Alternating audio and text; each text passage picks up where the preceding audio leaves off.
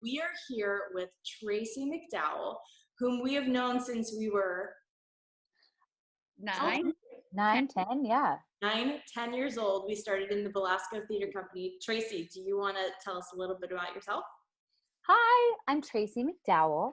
I joined Belasco in 6th grade, which was like the best thing that ever happened to me because I was not really into school that much. But now looking back, I think I just really needed a platform to like express myself, which is why Belasco, my mom found, and I joined it, and it like literally changed my entire life. And then I moved to New York City when I was 17, and then I've been here for 20 years.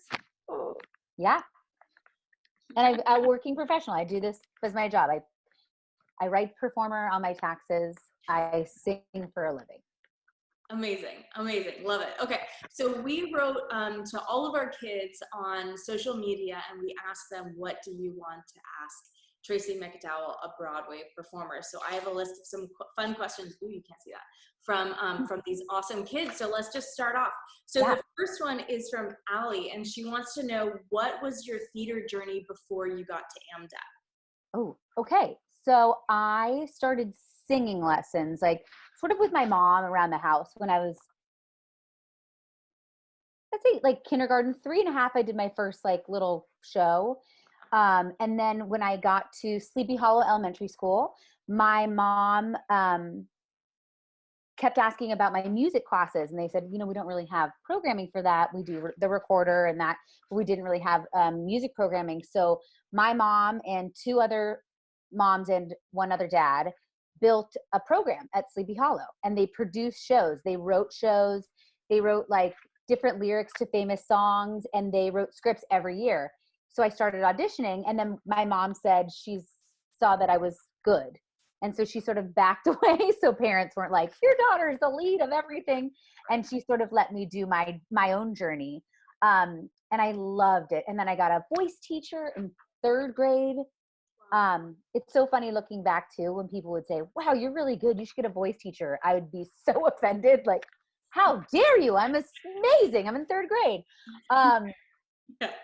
So I got a voice teacher, and I started practicing piano, practicing voice. And then once I got into 6th grade, I was like not really finding my people, my place. And there was a 6th grade camp. Do you remember this? Mm-hmm. And I did not go to 6th grade camp because I was like, oh, I don't want to. I don't know why I didn't want to. And my mom found Belasco through Robert Lundeen. Do you remember him? Uh-huh. Yes. He introduced us to it. We went to see a show, and I was like, what is this? Right. And so I auditioned, and I started, and I literally went, like, Belasco is life. Like, that was it. And I did shows every single year till junior year. And then I did also all the shows at Miramonte, every chorus thing at intermediate school. And then in Miramonte, I didn't do Belasco like my senior year. I did Woodminster with Jerusha, which was, now I work with those performers, and I'm like, I was a little kid, and these people were like stars, you know? Yeah. And it was crazy. Woodminster was like an equity theater in, where is it? No, it's in Oakland, and it's still going. Yeah. It's amazing. So some of those professional adults that I worked with in high school, I have worked with since in New York, which is insane. And after that, I auditioned for a bunch of schools. And my grades were like, okay, my SAT scores were good, but I really just had my heart set on New York. And New York only had, NYU was like everything. And you really had to have like a 4.0 and have the best grades in the world. It was really hard to get in. So I got into like the theater program, but I'd have to take like a crazy summer, a bunch of other math classes and stuff that I was like, I don't know. And I got into school in Florida, which is actually where Rob Peterson from Belasco went. Yeah. I just ran into him actually. And I was like, do I want to go to Florida? I don't want to go to Florida. I want to go to New York. So I was like, I got into AMDA, I got a scholarship, and I was like, let's just do this. I'm just going to go to New York. And I went, and my dad dropped me off, and it was just like 100 people that I needed to be with. like right away. And all we did was eat, sleep, and breathe theater, and it was awesome. Yeah. That is amazing. Cool. I love it. I love it. Okay. So, well, I'll get to that, but I'm actually going to jump down to Scout, who's asking, and we have a couple kids who are actually going to go to AMDA. We have a couple of our graduates going to AMDA. So they're asking, Scout specifically is asking, how did AMDA shape your career? You know, it was really cutthroat when I went. It was smaller than it is now. I think we had like 50 kids quit within the first month. Wow. And they said that when they got there, they're like, this is not going to be your crew. Just watch. And like by the end, I think it was me, Casey Levy, Broadway's Elsa. Yep. We were in class together, a bunch of other of my friends. It was just like you saw people who really wanted to do it. Yeah. And the class just getting smaller and smaller and smaller. Also, something that I think is phenomenal and what I learned is like, yeah, natural talent, like, oh, but everybody can sing. I sat in on an audition the other day. Everybody was good. I mean, not everybody was right, but like, everyone's good. What do you have? Like, what are you bringing to the table? And I think that's what I really learned. Like, what's your thing? Right. Because so many people can sing, so many people can dance, so many people can act, but like, what makes you special? And I think I learned that about myself. I learned I needed to work hard and not rely on natural stuff. Yeah. And to really put in the work. And I think that's a lesson I still learn. I took a voice lesson this afternoon. Yeah. Like I take acting class every week.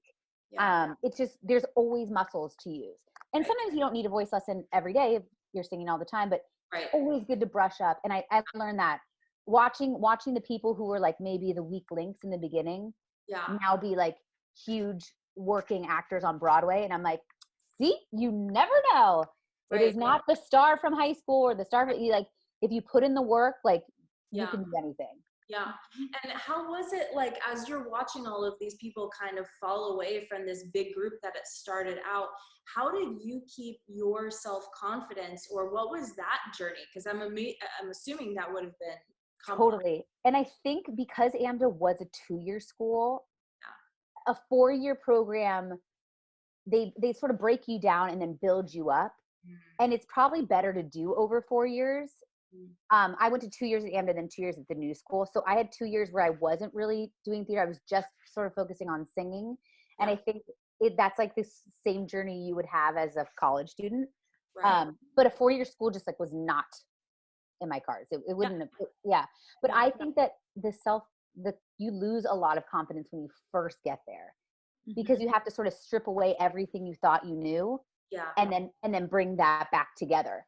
Right. And I think self-confidence still, I was talking to my husband about this, like every year it gets better and easier, but then there's like a new thing that comes up. Yeah. But right now I don't care anymore. I'm like, I'm good. This is what I do. So if you like it, you like it. And if you don't, that's that. Right. Exactly. And then you do more stuff. You take more challenges. I mean, like, lean into that. Yeah. How often would you say that you were going out on auditions? Like once you were out of school, or even if you were still in school? Yeah. I didn't audition during school because they asked us not to. Gotcha. But I would recommend like doing summer stock. Yeah. Over the summers, because that would have been fun. I just went home like, and I did summer program stuff in the Bay Area.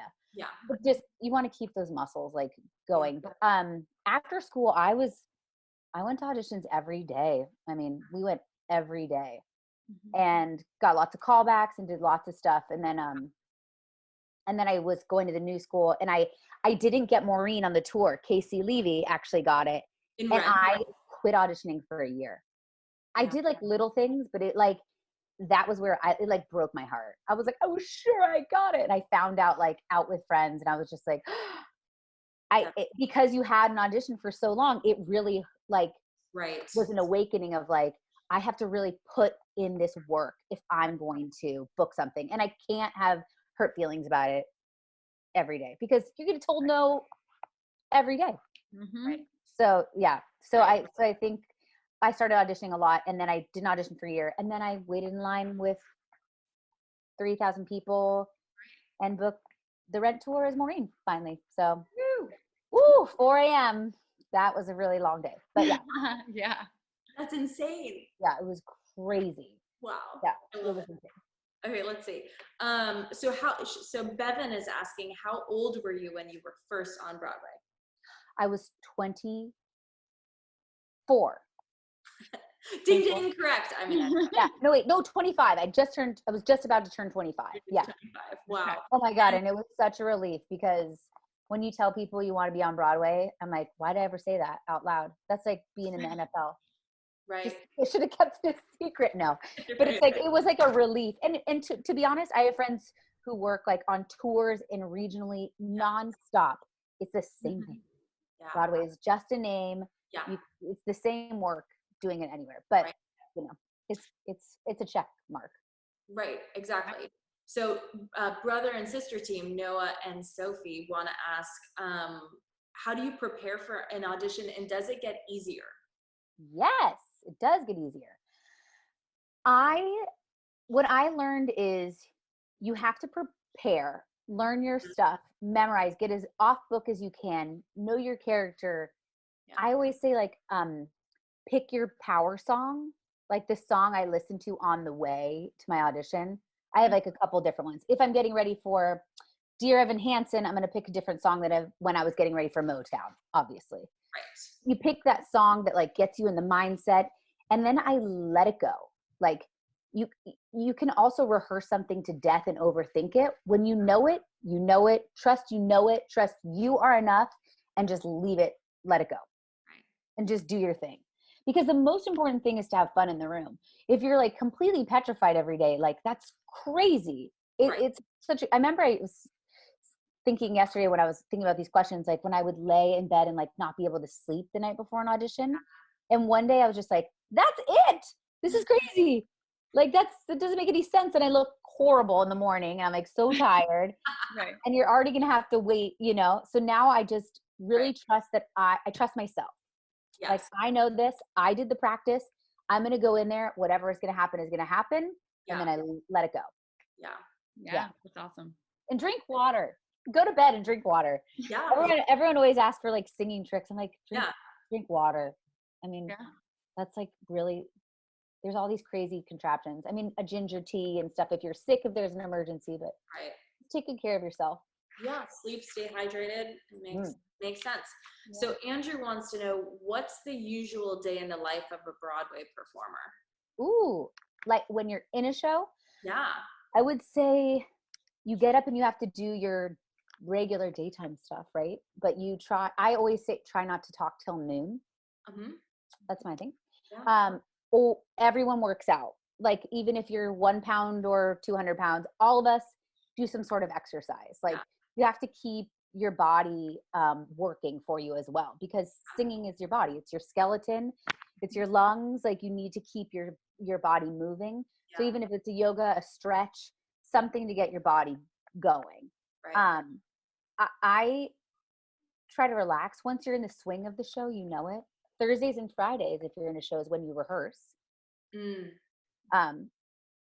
then I take like a super hot shower before I get ready to go and warm up.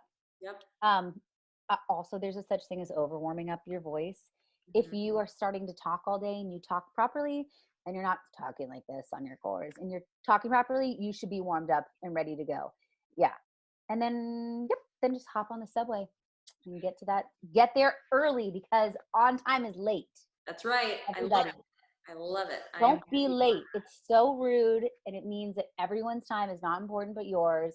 And you don't know what's going to happen between the half hour and the show starting. Right. You get there 15 minutes early, you have that extra time to just like relax. Yes. Yeah. Yeah, I love that. I love that. Accountability, right? It's huge. Yeah. And you don't know if you're an understudy or a swing, you have no clue what you're doing. Right. I mean, you could be playing 3 parts in a night and have to figure that out. So you just want to be on top of your game. Right. Totally makes sense. So Michaela is asking, do you still get nervous before you go on stage?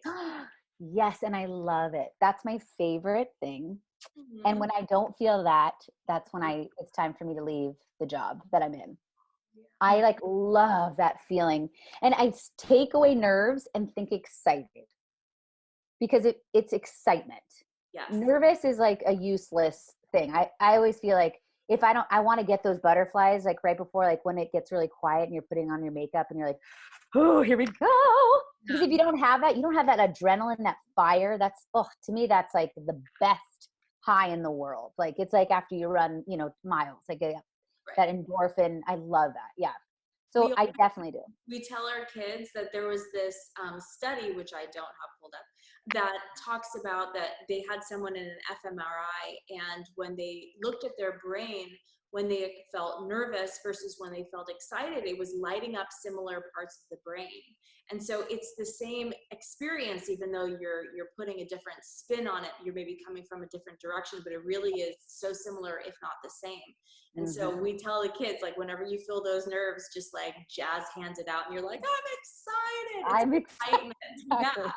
And So we always talk about those like other voices that like, while I'm singing, I'm like, la, la, la. And there's another voice that's like, you don't know the next word. And I'm like, yes. As I'm singing in my head, it's like, you don't know it. Yes, I do. I'm like, that's not helpful. Yeah. That's perfect. That leads me into a question from Bella, who says, do you have any advice for like improving, or what do you do when you see that you're forgetting something when you're on stage? If it has happened. Yeah. I think it's like, trust it. You know, it's coming. Yeah. You know the lines. I mean, you just do. And also, I was in Rent on Broadway, and Michael McDowell, who's part of Broadway Inspirational Voices, that amazing, if you don't know what it is, Google it. Incredible. It's this huge Broadway chorus. He like kind of cracked on a note, and he's nominated for a Tony. I mean, he's incredible. And he came off stage, and I was so young. He looked at me and just said, we have 6 more shows, right? And I was like, yeah. And he's like, I'm going to get it tomorrow. And I was like, yeah, we have 6 more shows. You're going to get it tomorrow. It happens. Like, it happens. And you don't want to get yourself in a tailspin of like, I'm going to forget. I'm going to crack. I'm going to this. That's like no fun. Right? And this is like your thing. Right. And sometimes you are going to crack, and sometimes you are going to be sick. Yeah. It's about being professional and continuing the story forward. Right. And just like being like when I sing a song that is sad, I had a great coach, Craig Carnelia, who wrote some Broadway shows, amazing guy. He was like, as soon as you feel yourself getting away with your emotion, think of the melody. And I think that's so important. Like, go to like the most basic thing. Like, now I sing this, you'll get back into the song. And same with the scene. You also have a scene partner. Yeah. You can always look to your partner, and they will know. If you have a good partner, you're like, yeah, that's awesome. Next line. Okay, so now that we're picturing you on Broadway in Rent or in Motown or all the things that you did, Emily is wondering, how is Broadway different from being in kind of some of the regional theater or even the youth theater that you did? Did you feel like the youth theater prepared you, or how is it? I do think it prepared me. It's very similar. The only thing that's different is that it's a job. Yeah. So, and that's something that can get like mundane, if that makes sense. Cause it's like, now I call it like a 9 to 5. You're like, I go here, I do this, I do the show, I go home. I do that. It's the same thing every day. So you kind of have to give it life and make it exciting. Yeah. Tour is kind of like you're in a different world. So it's a different feeling. And a regional theater, you're in like one contained place, and it's like separated from your daily life. When you're on Broadway and in New York, you still have to, pay your bills, do your laundry, blah, blah, blah. Like there's a work aspect to it. Yes. And I think it's just the same trick as it is with any show, is keeping it exciting every day. Yeah. And how do you do that? Like, how do you keep it? I think like we all play like we've been in shows where we play like little games. Like, somebody passed a note around on stage one day, and it's like, how can you high five each person? Can you say this word quietly? Like baseball hat, whatever it is, like cat. It's like how many times, and it's just like being kind to each other and being excited to be there together. And everyone backstage, love your crew. They're the most important people in the entire world. Without them, there are no lights, There's nothing. There's no curtain. There's no sets. There's no props. So like, I feel like there's so much backstageography, we always call it. And I love that. Like, this is when I high five my dresser. This is when I like throw that shoe in that basket. Like, there's a fun routine that you sort of do to make it exciting every day. Right. Yeah. That's awesome. I love it. When do you, so Andrew is asking, do you get notes on your scenes from the directors? Oh yes. You get notes forever. You get notes forever. There's an associate director that normally is there more often than the director, because most of the time the director set the show and then they move on, but they always come back. And you're always getting notes. And I think something that is hard to learn when you're young, but you'll learn as you get older, is like, notes are what keeps it exciting, right? Yeah. To me, it's like, even if I don't love the note, I don't see the show. I don't know what I look like. Right. That's his job. My job is to take the note, whether I like it or not, and make it like an activity. You don't want to do the same exact thing every day. You have got to keep it exciting. I mean, you want consistency in the show, but I think taking notes, being respectful of them, and I always think of it as like a video game. That's sort of my thing. It's like, if it's a new thing, I'm like, all right, well, for me to complete this level today, I have to hit this note, and this note. Right. And otherwise, I mean, you want to brush it up. You want the show to always look nice. People pay a lot of money for that. So yes, I get notes, and it's take them and be grateful. Yeah, exactly. And like you said, it's a job also. Yeah. Right? So so Dan is asking, what is the craziest thing that happened to you on stage? Oh, so many things. I have so many things. Speaking of like forgetting lines, we had done like on the Rent tour, the second leg of my first round of it. I was in Rent for 80 years. But we were in Canada and we had done one-nighters, which means like you do the show, you get up, you go home, you go to the hotel, go to sleep for like 5 hours, get on the bus, drive to the next city, do the show, and you do it. It's insane. Wow. It's good training, but woo, gosh, it really kicks your bootay. Yeah. So like we got to our final one and we were about to have a layoff. And I was looking at my friends and I was in this scene, I thought, and I just started speaking like nonsense. I was like, who said you see and being exactly? And everybody just like turned their head down, and I was like, I hate all of you. None of you are my friends. I'm like, what am I saying? I don't even know what I'm saying anymore. But it's like saying every single day, sometimes it's like when you say your name over and over and over again, you're like, what is my name? What is a name? Yeah, like it's that was really embarrassing. I also in Rent, these are like two like ones that stick out. Yeah. Somebody pulled the guitar cord, but I didn't see, and I'm wearing platform boots, like huge. I tripped and I just fell on my face in like the funeral scene. So I was like, she was huddled in the park, and I was just crawled around the table until I could get the table and stand up. I was like, oh my God, I just fell on my face. But I've seen people like jump to do a move, and like I Rent off Broadway. I karate chopped. Oh, sorry. Yeah. I karate chopped a light and broke it in half. Like in a dance, I like did a big turn and it was like whack, and I was like, there's glass all over the stage. There's glass all over the stage. Gosh. Yeah. There's so many. I mean, lights go out. Yeah. A light exploded on stage, so there was like a fireball going across. Oh my gosh. Yeah. So you're like, do I stay in the scene or do I run away? Right. Oh my stay God. in the scene. Yeah. Okay, let me take a look. Okay, so let's see.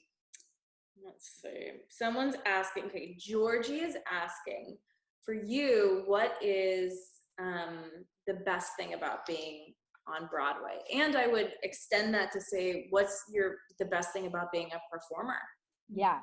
I would just say getting to do what you love every day. I mean, and for me, it's like the audience, 100%.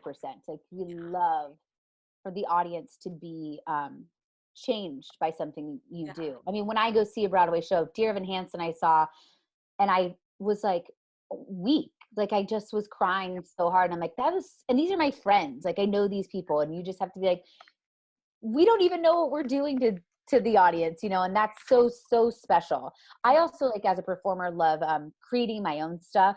I do a lot of concerts all over the world. And that's been so, so exciting. Just getting to the point in my career where I could say, hey, theater company in so-and-so, my friend and I are producing this show, and we get to go there and do amazing rock singing in a mountain town in Montana. Like, it's so fun to be able to do your own stuff. Yeah. And I think that's a freedom outside of just Broadway, being able to do shows all over and explore all different parts of your talents. And if you want to do TV and film, like, I've been doing a lot more of just singing in a straight up concert, or doing a regional production, or doing a straight play. Like, there's so much to do. You have to keep yourself excited. I had a teacher once say, like, when you don't get those butterflies anymore, it's time to, like, hang up the boots, you know? Oh, yeah.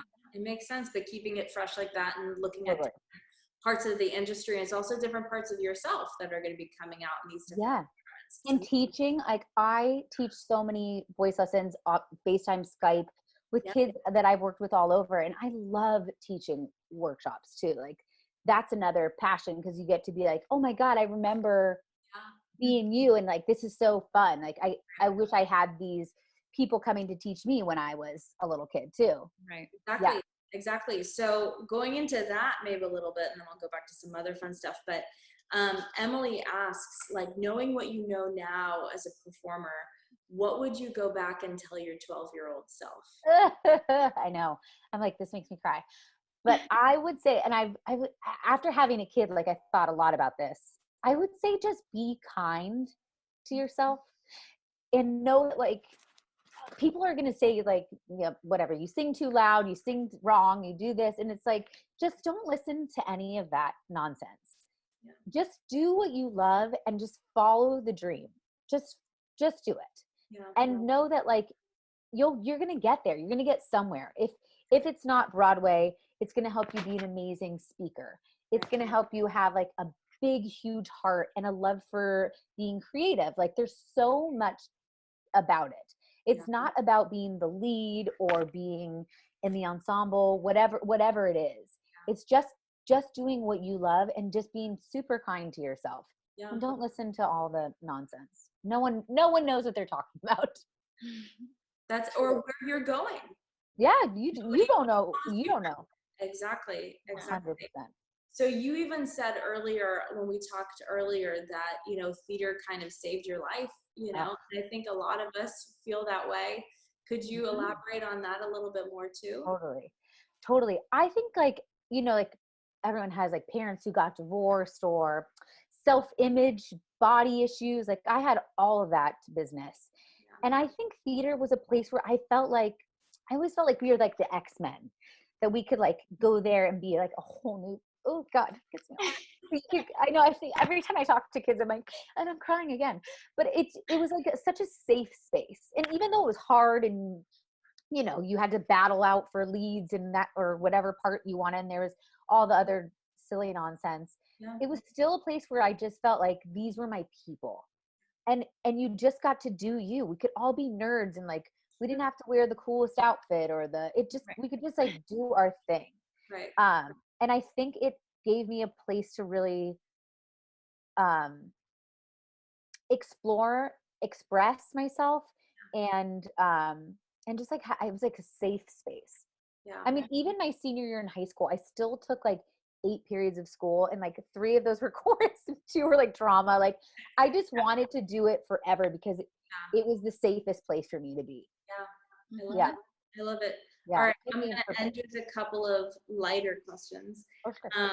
So I want to know, and let's see who's asking this. Adeline is asking, so out of all the roles that you've played, and I'd say, like, from childhood on till today, which one has been your favorite and why? Okay, this is so random, but I loved Rosemary in How to Succeed. The show is a hit. Bring it back again. We're gonna do it. We'll do it. Oh, I love that show, and there's so many fun parts. I loved Rosemary. I loved Maureen, obviously. That was like written for me. It was like me to the T. It was so, so, so much fun. And I would say Hair, Sheila and Hair. Mm-hmm. That was like a real dream role. Wow. Yeah. And lastly, and I bet it's changing, or maybe it isn't changing, it's always been the same, but do you have a favorite musical? Liza wants to know. Okay, guys, Little Abner. So random. Really? Everyone's like, really? I'm like, I love it. It's so good. Now, Little Abner is like my favorite. Like, I wish I could do that show right now. Like barefoot, silly, like crazy dancing, like One costume. amazing. Yeah, so cute. Yeah. But Dear Evan Hansen, that show really, I like could listen to that soundtrack forever. Yeah. I loved Dear Evan Hansen. I love something that just like seems so important. Then I also love A Six, the musical, because that was everything. Yes. But yeah, Dear Evan Hansen is probably, it's one of my favorite theater experiences. Yeah. Yeah. I wish one day, not old enough yet, but wow. I would love. Yeah. So well, and I don't want to put you on the spot, but here I go putting you on the spot. Go. If you want to like sing us a tiny little ditty of anything, it could be Rosemary or Maureen. Let's see. I should do it. I'll do Take Me Away. Every single day I walk down the street, I hear people say, baby, so sweet. Ever since puberty, everybody stares at me, boys and girls, and I can't help it, baby. So be kind, and don't lose your mind. Just remember that I'm your baby. Take me for what I am, who I was meant to be. And if you give a damn, take me, baby, or leave me. Awesome. Thank you. I love you so Thank much. you. Oh my God, yes. Like, so special for us.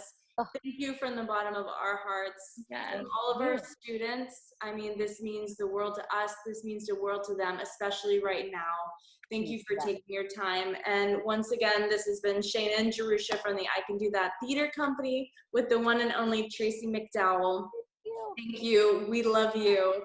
And we truly hope that when you come back to California and you're visiting, we'd love to have you to the New Performing Arts Center to lead a workshop. Please, I'd love it.